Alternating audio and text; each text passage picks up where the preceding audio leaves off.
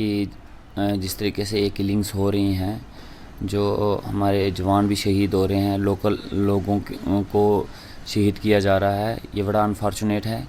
और मैं उन सब की आत्मा की शांति के लिए ऊपर वाले से दुआ करूँगा। और जिन चीज़ों के लिए ये यूटी बनाई गई थी और एक आश्वासन दिया गया था कि यूटी इसलिए बनाई जा रही है कि हम मिलिटेंसी का खात्मा करेंगे और उनको मुंह तोड़ जवाब देंगे। हम जम्मू कश्मीर को एक नया जम्मू कश्मीर बनाएंगे, नया भारत बनाएंगे जो मिलिटेंसी फ्री रहे। तो आज भी यूटी बनाने के बाद एक स्टेट को तोड़ के यूटी बनाई गई सिर्फ इसलिए कि यहाँ से मिलिटेंसी ख़त्म की जाए। तो लेकिन वो तो मुझे कुछ कहीं नज़र नहीं आ रहा। यही हाल हमारे बनी में भी, लोहाई मलार मशेडी वाली साइड भी हुआ, किलिंग्स हुई, हमारे आर्मी के जवान शहीद हुए। तो फिर उसके बाद फिर यूटी बनाने का फ़ायदा क्या हुआ? मिलिटेंसी आज भी है, लोग आज भी मर रहे हैं, जवान आज भी शहीद हो रहे हैं। तो फिर मुझे ये चीज़ बताई जाए, अमन और शांति के जो वादे किए गए थे, जिस तर्ज पे ये यूटी बनाई गई थी, हमें स्टेट तोड़ के हमारे स्टेट को ख़त्म करके यूटी बनाई गई थी, तो लास्ट में वो बेनिफिट भी हमें नहीं मिला। और पूरी की पूरी आर्मी, पूरी की पूरी फोर्स जो है वो सेंटर के हाथ में है, उनके कंट्रोल में है। लेकिन फिर भी ये अगर नहीं हो रहा तो मैं सेंट्रल गवर्नमेंट से, मोदी जी से अपील करना चाहूँगा कि इस चीज़ पे थोड़ा सीरियसली देखें, इस पे नकेल कसें, ताकि आने वाले वक्त में ये चीज़ें और उभर के बाहर ना आए। हमारे बनी, मैं स्पेशली बनी एरिया की बात करूँगा, हमारा पहाड़ी एरिया है। जब से वहाँ पे इनकाउंटर्स हुए हैं, अभी तक इनकाउंटर्स होने के बाद वो मिलिटेंट्स आज तक भी पकड़े नहीं गए हैं। कहाँ हैं, कहाँ छुपे हैं, कोई पता नहीं है।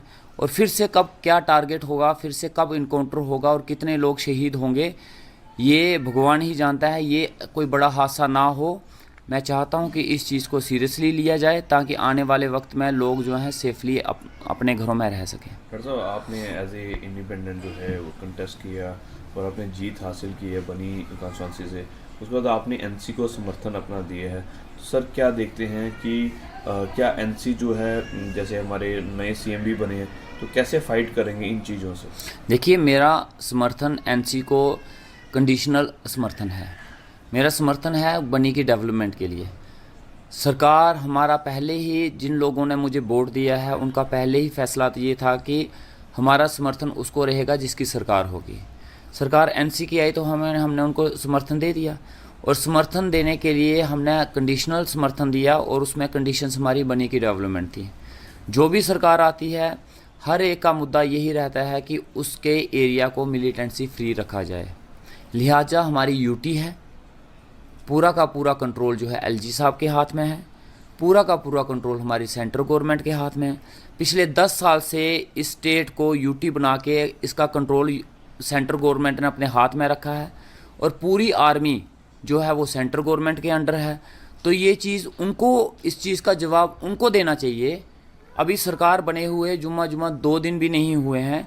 इस चीज़ का जवाब अगर हम अब मौजूदा सरकार से पूछें, जब मौजूदा सीएम से पूछें, तो मुझे नहीं लगता कि ये वाजिब होगा। इस चीज़ का जवाब हमारे एलजी साहब दें, सेंटर की गवर्नमेंट दे, बीजेपी की सरकार दे कि उनकी सरकार के बीच में ये सब कुछ क्यों हो रहा है, जबकि उन्होंने वादा किया था हमें एक सेफ जम्मू कश्मीर देने का, जबकि उन्होंने वादा किया था कि मिलिटेंसी फ्री जम्मू कश्मीर देने का। तो आज उनके वादे और दावे कहाँ गए? इसीलिए ये सवाल उनसे पूछा जाए और वो इस चीज़ का जवाब दें, ईमानदारी से जवाब दें।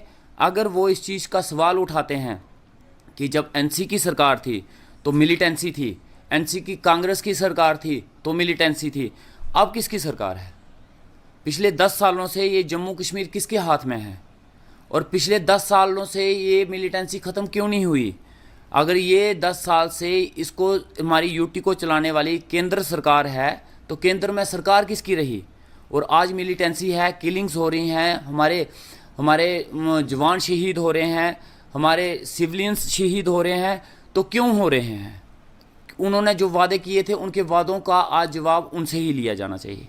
अगर आप ये वीडियो YouTube पर देख रहे हैं तो हमारे चैनल को सब्सक्राइब करें और बेल आइकन को दबाना ना भूलें। अगर आप Facebook पर ये वीडियो देख रहे हैं तो हमारे पेज को लाइक करें।